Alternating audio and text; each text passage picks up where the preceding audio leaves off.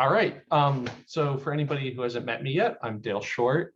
Full disclaimer, part of what I'm going to show you today was a half-finished project that's been kind of stumbling along prior to Recurse, but this presentation and this week really kind of pushed me to be accountable to actually document what I've done so far. And I got to pair with somebody this week and try to explain it, and I realized that I'm not explaining it very well previously, and so I'm going to reboot that and explain it and document it a little bit better now.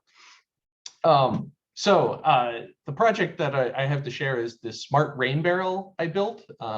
You can see it here. This ugly looking contraption is a rain barrel that has features like having valves to decide whether to use stored rainwater or city water. It also has soil moisture sensors connected to it. And this is all connected to my home assistant automation server so that I can write rules like don't use city water if there's rain available in the rainwater. So I'll take you through a quick journey of how the sensor data goes from something stuck in the dirt all the way up to the data that I look at on my phone.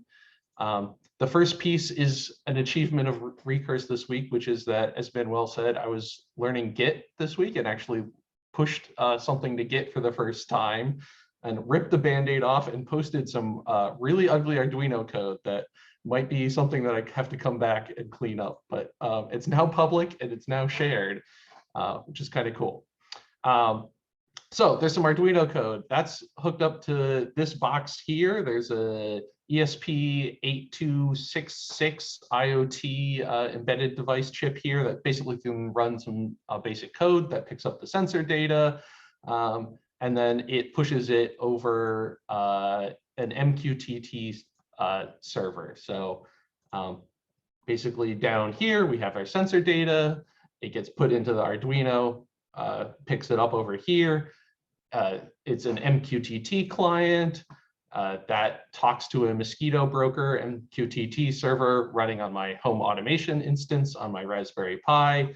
That Raspberry Pi home automations assistant takes that sensor data and creates virtual devices for that data, like sensors and switches.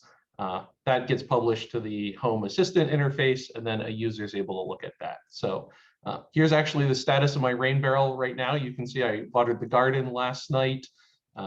And this soil moisture sensor seems to be totally broken. Doesn't like being outside that much.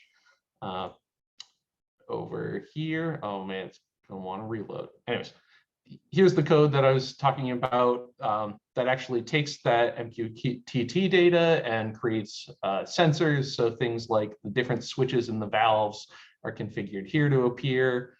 And then here is the actual MQTT broker server panel, and you can see here are the messages coming in over into the server, and messages like this is the current level of the rain barrels getting pushed every second. So anyways, if you're ever interested in building something like this, maybe this would help. And anyways, I hope you enjoyed this.